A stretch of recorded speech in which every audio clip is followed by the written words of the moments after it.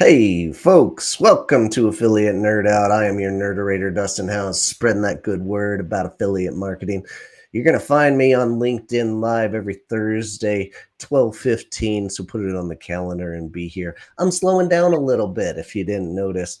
So check out these latest episodes. My nerd guests today are Camille and Nicole from Clovio and NordVPN. Welcome to the Nerdatorium.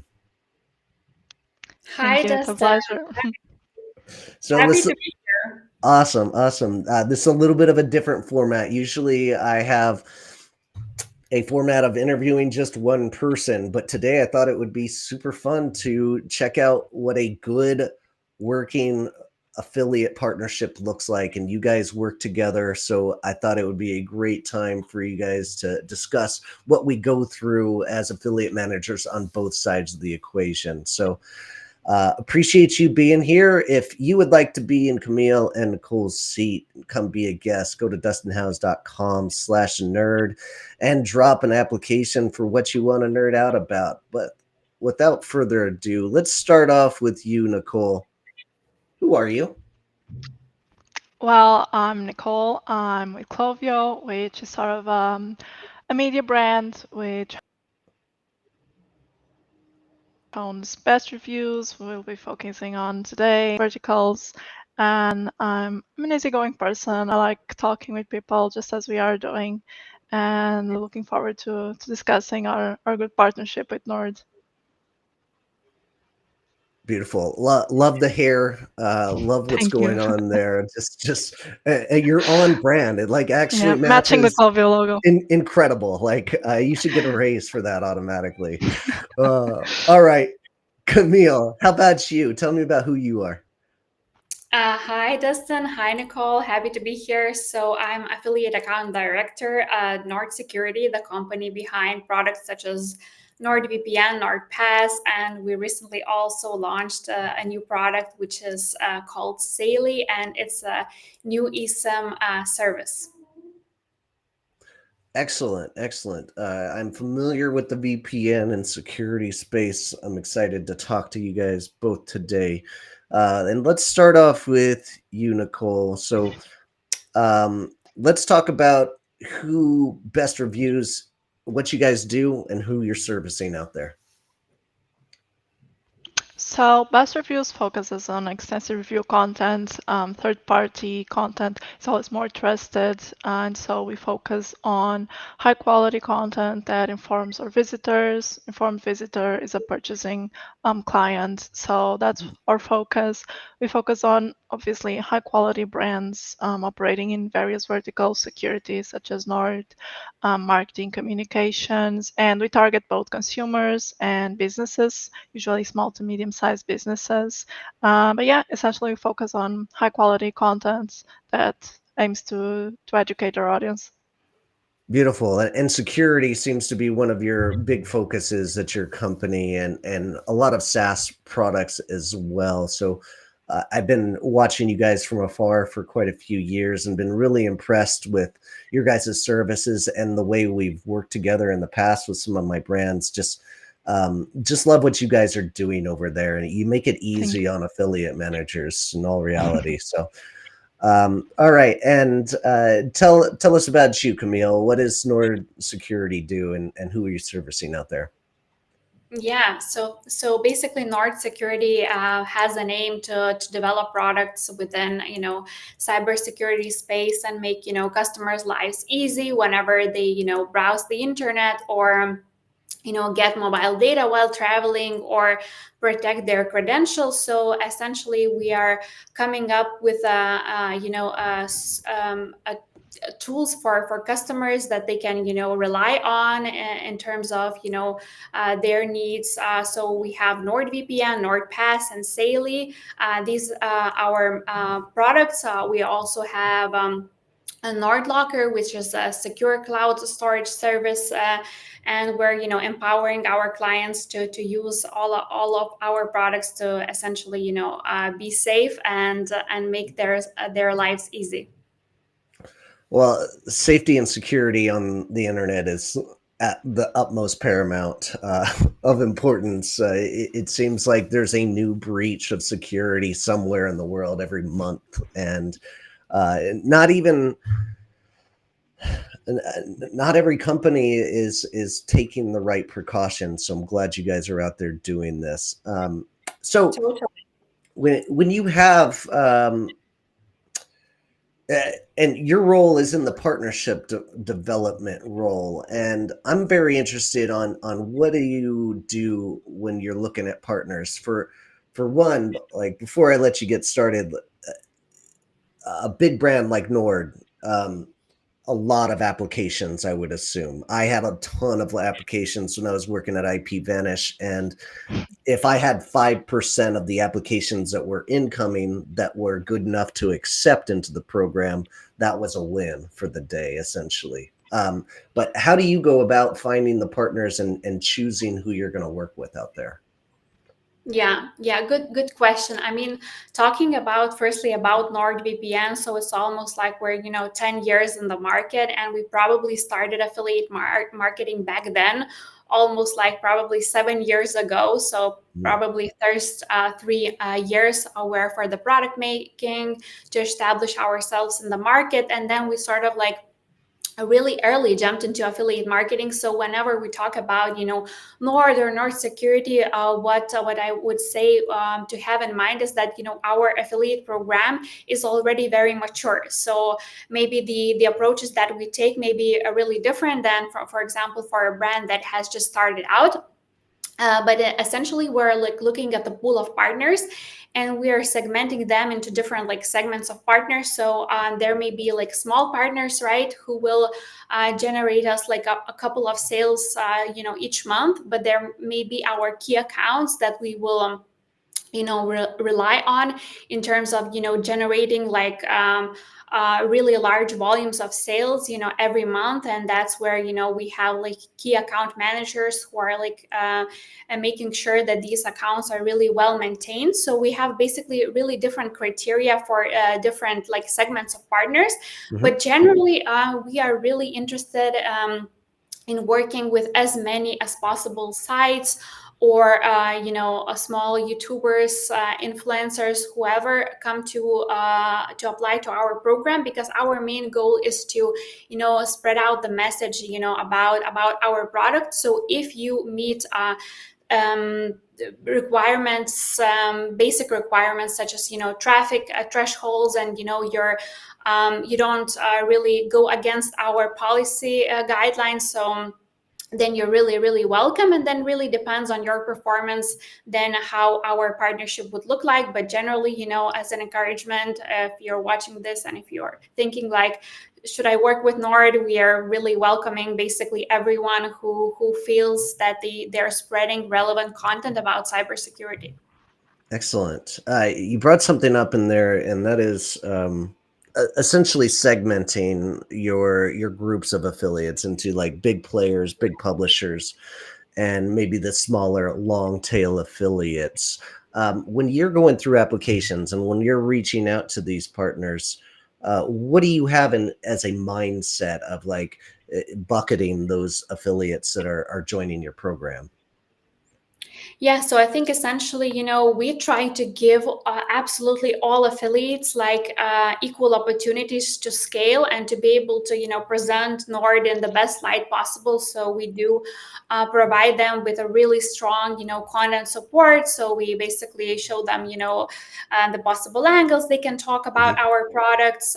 We give them optimized landing page, and they always like, whenever you join the program, you already have like a dedicated account manager you can always reach out to if you have any questions in terms of optimization. But when we're talking about the biggest, the key accounts that we work with, and one of them is Clovio, of course, and we're really happy about the partnership. So what we're doing then with them, we're having a really close partnership where we um, not just monitoring stats, but basically helping them in the cases of strong CRO insights, SEO insights. So we Mhm. do a lot of support for partner to ensure that they keep up to date with all the cybersec news, because we're on it all day long, so we can really share what's happening in the industry right away. So our partners, we do feel that they overseeing many verticals is really difficult for a big partner. So Mhm. that's why where Nord comes in and helps to say like, hey, there's this new trend happening over there, would you be interested in covering this, or so we're really on top of the trends. Excellent. All right. And Nicole, how about on your side of things? How do you pick your advertisers that you're going to go out there and work with? So we usually only reach out to brands that we firstly believe in and see the potential in not only the brand, but featuring them on best reviews and what our audience can do for them. Mhm. Sometimes brands reach out, and there's always some sort of assessment process of this brand will do well on best reviews, etc. But generally, all brands have good potential for growth and best reviews. So we put ourselves out there, present our product, our service, what we want to do for them, and then we go from there. As Camille said, developing close relationships and giving all our brands the same opportunity to grow on best reviews with the same sort of content optimizations, best converting language. These close relationships with the brands and the account managers allows us to then develop the content, the partnership, and everything so on. Yeah, and I've been very impressed by the onboarding of working with you. You guys have some kind of sponsorship fee most of the time with the brands you're working with, and it's very affordable and very fair, and I really appreciate that as an affiliate manager that has to go through a lot of levels of thumbs up throughout I call it red tape, and it's really annoying. And when you gave us a no-brainer, easy to come back to solution, and you're getting a ton of content in exchange, it's an easy game. So I really appreciate the way you guys onboard your advertisers over there. Okay. Yeah, definitely. It's great to hear that we handles everything. So as all of the onboarding fees to make sure that our content team can really take their time, test everything, create the highest quality content from their own experience, not just what the brand passes through us first. And it's great when brands are okay with this. They see the value in our service, in our content team, and it's easy to step over the hurdles that higher Yeah. ups may. Oh, for sure. All right. So we get a marriage between these two brands. The advertiser and the partner say, yes, we want to work together. What is a good starting point for a relationship? I'll let you go first here, Nicole. How do you approach starting the relationship together? So as I mentioned before, we usually reach out to brands, show them what we want to do for them, show them the value in our Mhm. audience, in our content, etc. And then it's a matter of figuring out the finer details. As I mentioned, the best converting landing page, optimizing the content, and our partnership, so it's as best as it can be right from the get-go, and things can go off to a smooth start. A close relationship always, even in the beginning, really making that connection and developing things along as we go. Awesome. Awesome. And on your end, what do you think, Camille? How do you like starting relationships? Totally. I actually loved your comparison about, marriage and affiliate partnership. It's also a bit like that, whether it's a marriage or relationship. I think, the first step is basically outlining expectations on both sides. So I think a lot of times, sometimes jumping really quickly into, partnership without, aligning, the Mm. capabilities, the possibilities on each side and the resources that may be needed for the partnership. So I think it's really essential for both parties to outline what they're expecting, what their first steps would be, and then go officially kick off the partnership with probably like a small scale test. And by saying small scale, I wouldn't mean that the results should be small. What I'm trying to say that it should be optimal, on both sides, that you're basically not investing, the 100% capacity from your side, but then you're starting with something really viable that makes sense for both sides. And I think what's really crucial at this stage of partnership is basically that both sides don't like kind of over push each other. So it's like starting out from a comfortable angle that makes both parties happy, because I think that's really important to show that both of the parties respect each other and they hope for the best, but at the same time it's like the best that we can do at this moment, and the effort comes from both sides. So we basically assume that the result will be dependent equally on both sides, not just on the brand or not just on the publisher side.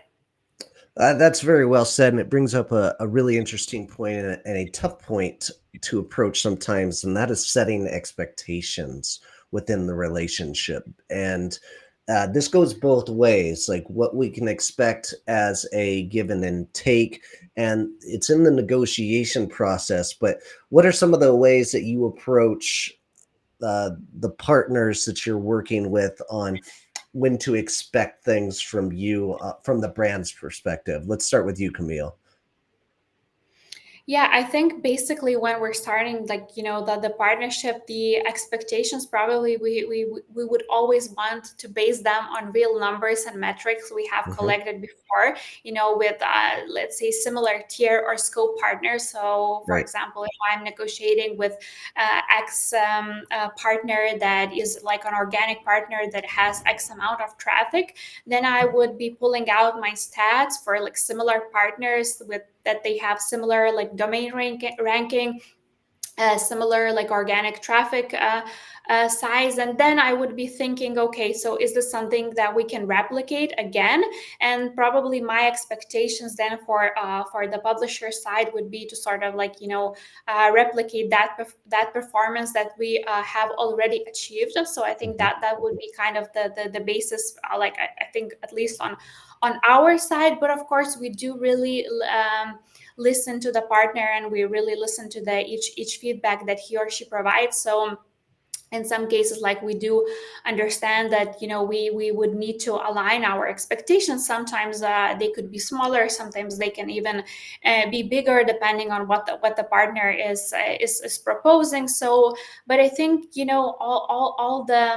all the negotiations, all the expectations, I think it for us eventually it goes to a simple question, return on investment. So I think we're Yeah. always, when we're trying to build a new partnership, we would always look that it would make sense, first of all, on our side in terms of return on investment. And then if this calculation also makes sense for our partner, then only then we go ahead with our best intentions on both sides. That's well said. And, you don't have a ton of demands on your side, but on Nicole's side, on the brand side, for best reviews, um, I know as an affiliate manager for brands, and asking the numbers from you of what we can expect can be a tough question to answer. So, how do you approach that, Nicole?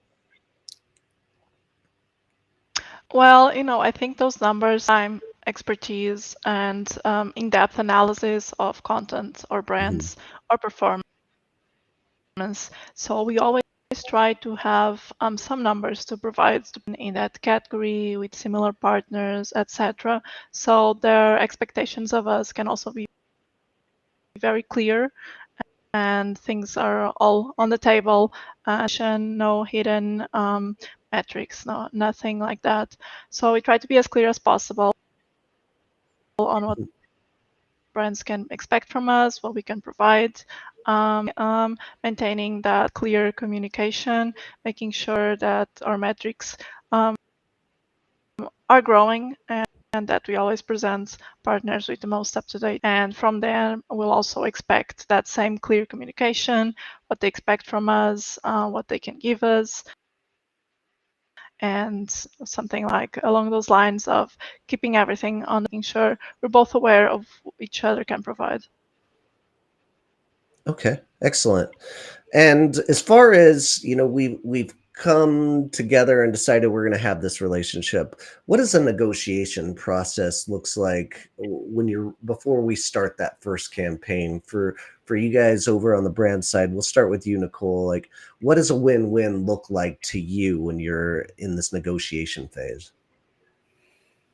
I think it ended up tying with the expectations part. It's Mhm. when we're both aware of what to expect. Sure, everything is settled.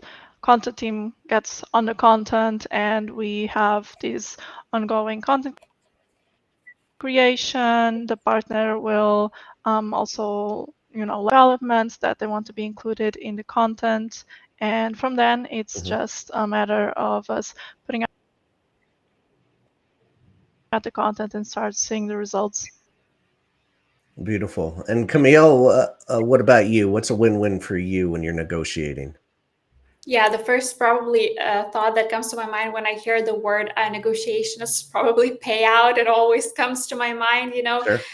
quickly. But I think basically when we're negotiating, we always have to look, for as Nicole said, for the win-win situation. But I think the idea here, at least from the brand perspective, is that we get the maximum exposure even for a test that we can with a publisher, because the idea here is that in order to have a successful test, we would also need to be present in, let's say, top positions or be visible. Mhm. Otherwise the Mhm. test wouldn't work the same.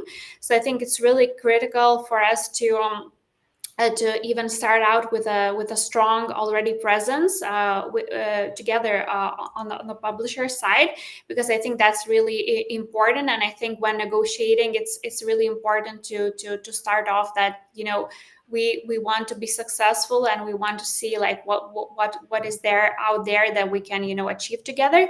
But I think in terms of the payout, probably it's one of the key parts of negotiation. So I think for Nord, again, it's the same magic word, a return on investment. So we try to Mhm. estimate whether we would be able to stay within a certain return on investment level that we're looking at. And of course we always benchmark what similar publishers which volumes they can generate with similar type of promotions, and then what payout they are receiving. So then we try to be fair again with all the partners, and offer the similar payouts within a relative threshold in which the partner is operating in.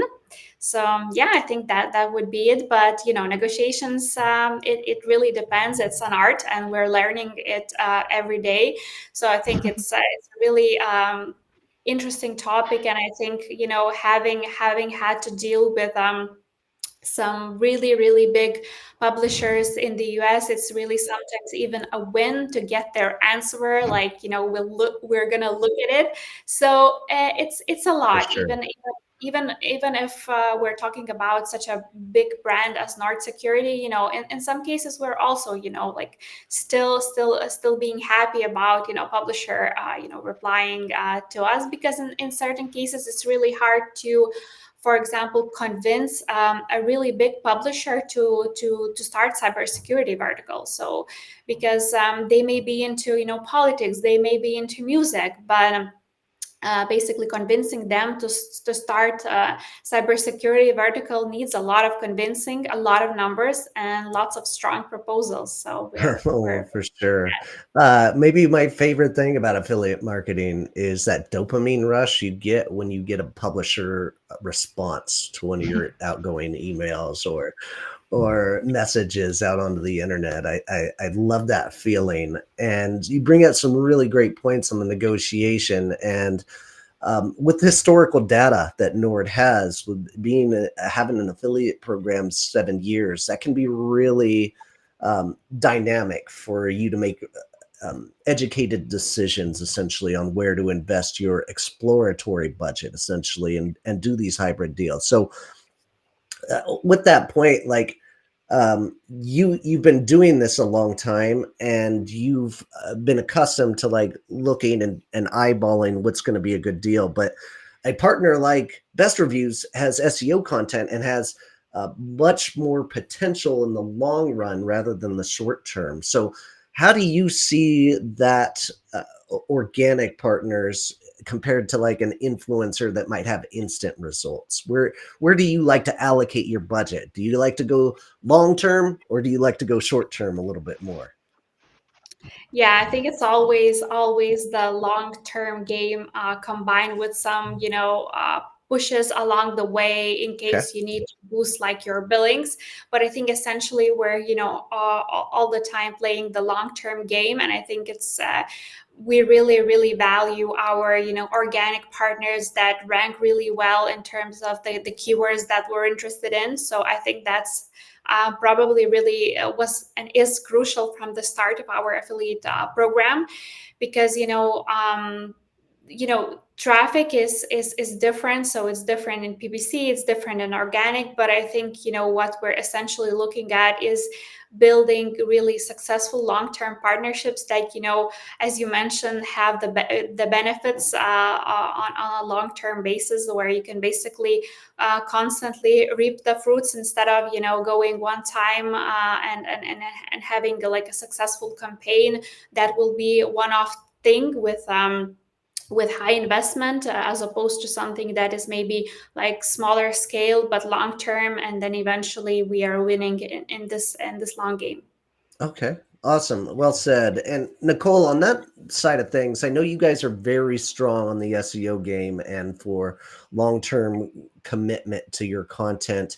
But you guys also have some paid campaigns when you like create the content to like really boost it up and help those rankings eventually. And uh, talk to us about like how you decide like where is this budget going to go, and if this piece of content is really worthy of a lot of budget going in. So it's great to hear that Norwich in the long term, as you know, our content is also invested in the long term, and it stays on Best Reviews forever, so we can constantly update it, promote the brand through other content. We also have our teams that take care of all of that budget allocation for PPC, etc.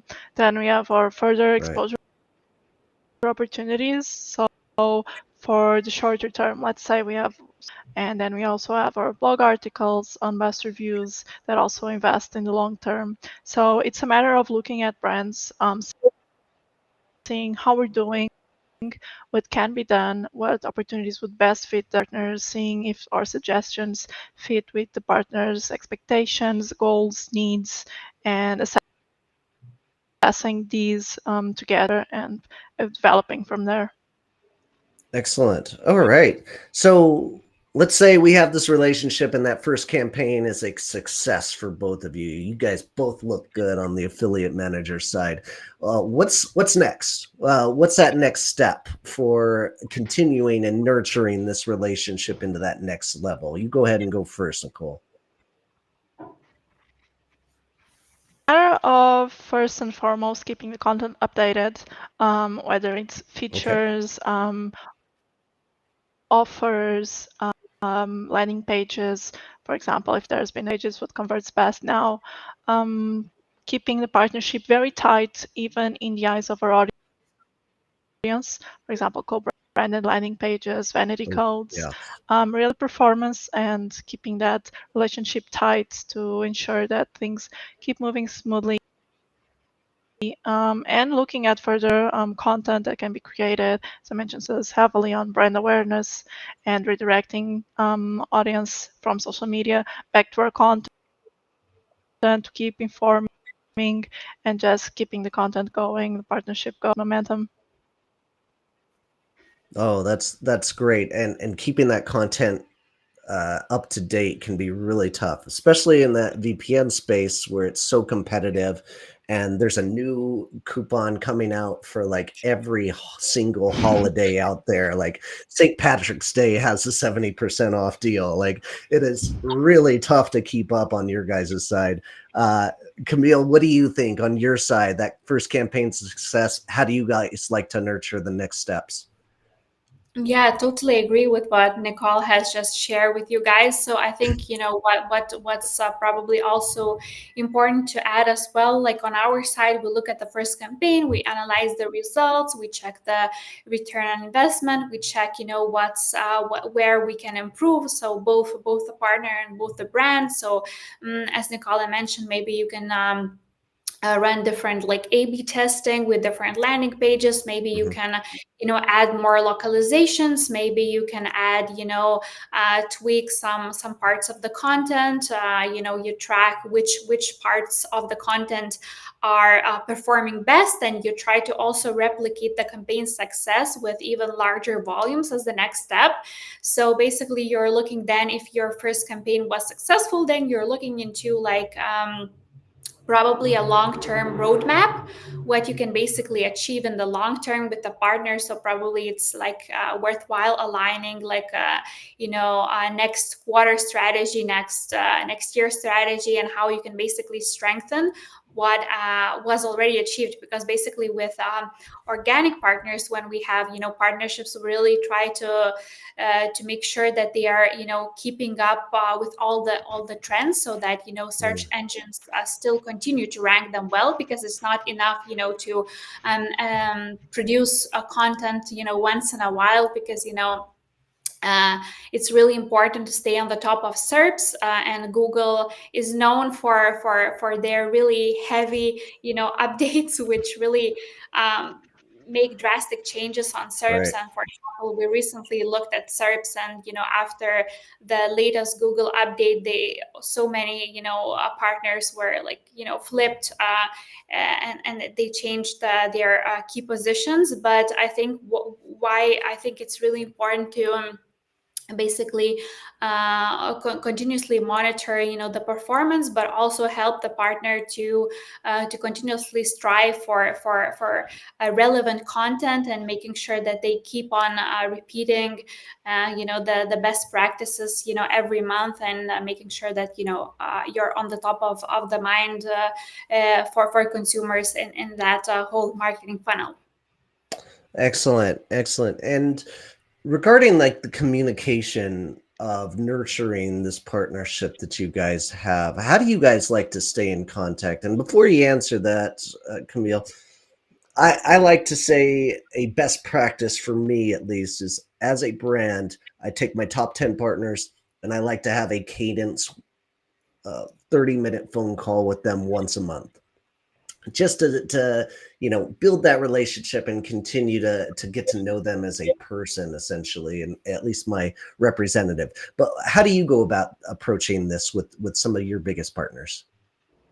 Totally. So I think, monthly calls are essential, because you always have to, keep in touch and, discuss the monthly performance. So I think that's essential. But I think in terms of key accounts, probably we do like to keep even a closer, a partnership, and we try to like meet our key partners in conferences Yeah. that they're attending. So I know that I'll see you, Dustin, in Miami. So that's where Nord is heading as well, and we'll be meeting some of our key partners, as well as we will look for new ones. But I think the idea is also to keep that human connection, where it's possible, whenever it's possible. So meeting partners and having a drink with them is also sometimes really really helpful, because basically then you can chit chat about the whole vertical, about the cybersecurity space. And I think once you get that human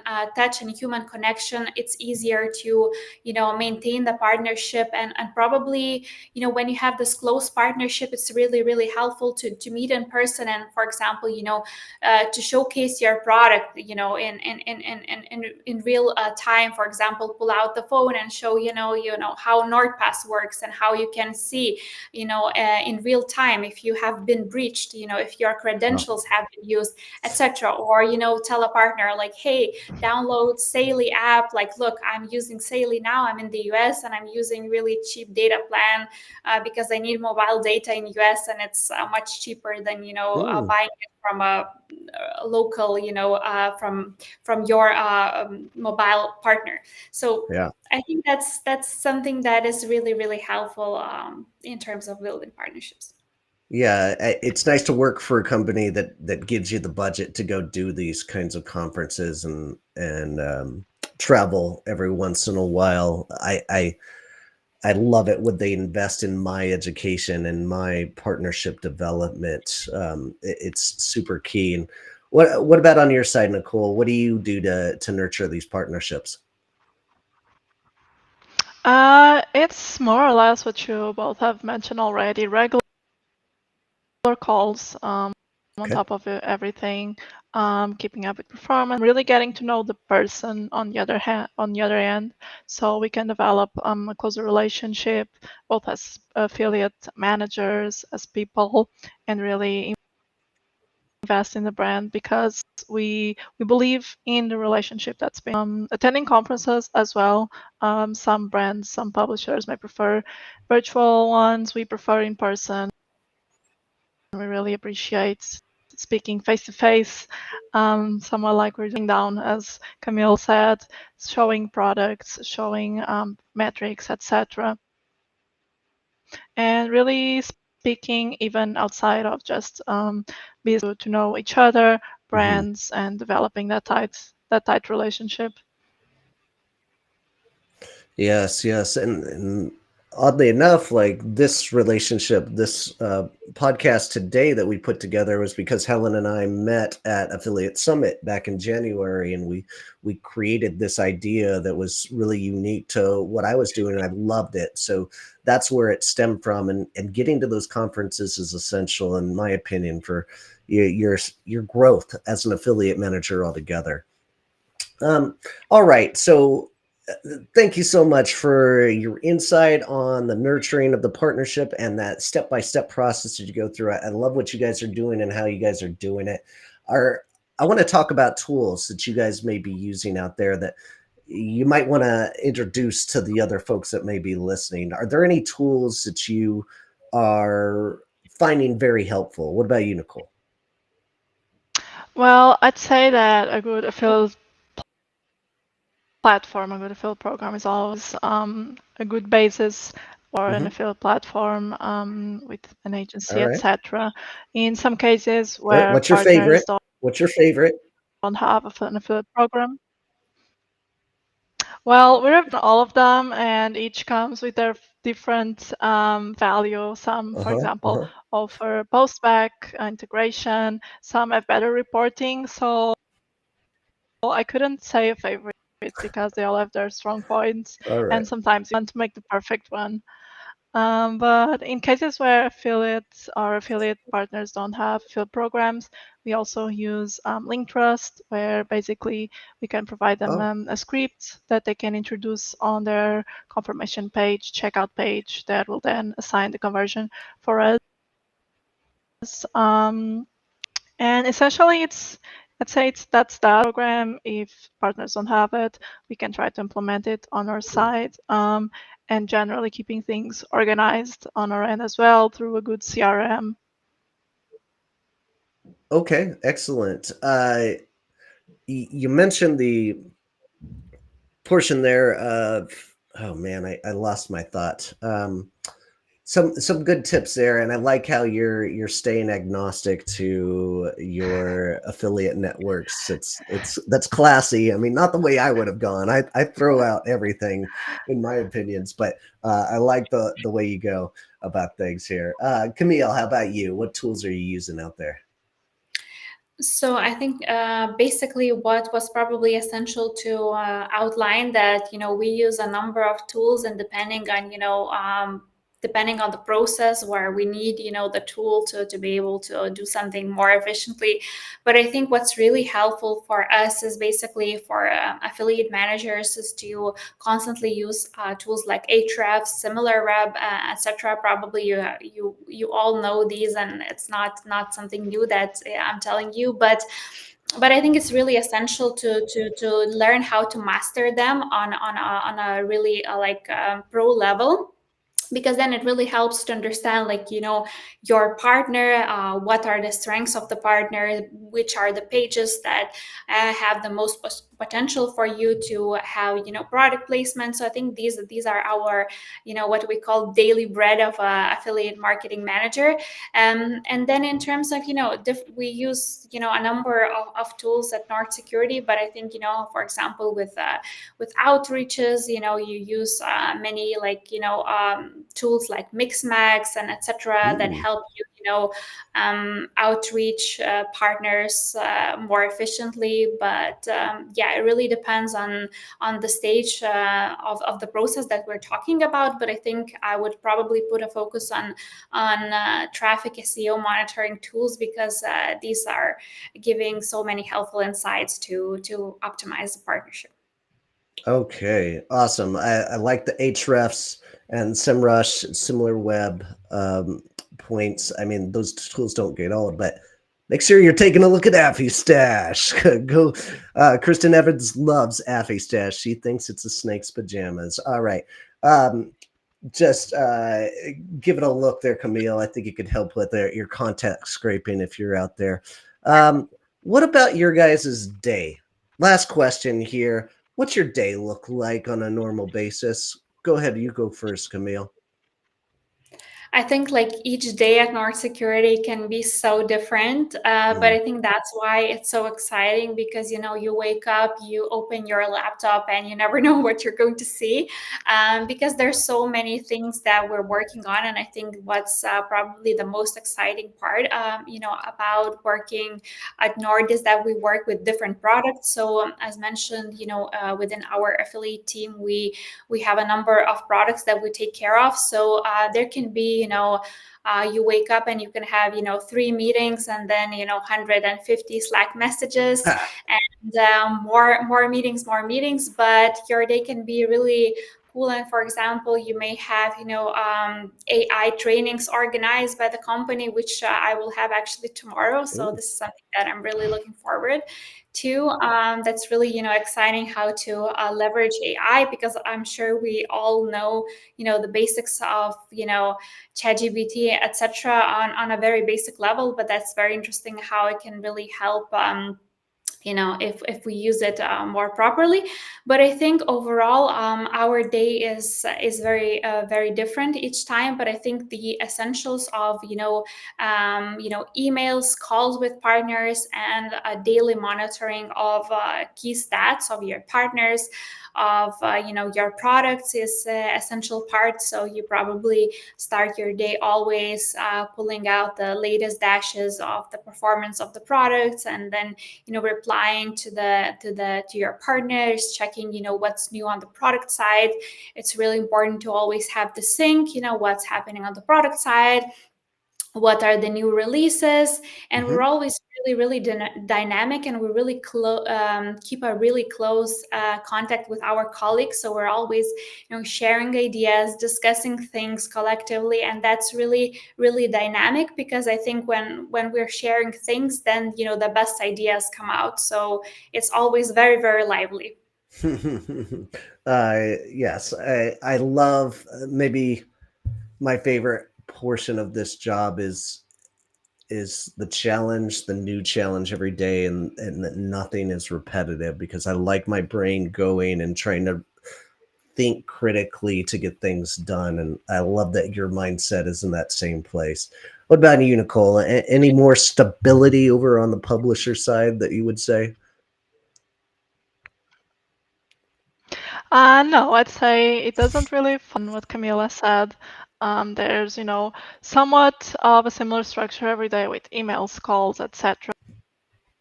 But Yep. every day is a new day, new partnerships, or existing ones.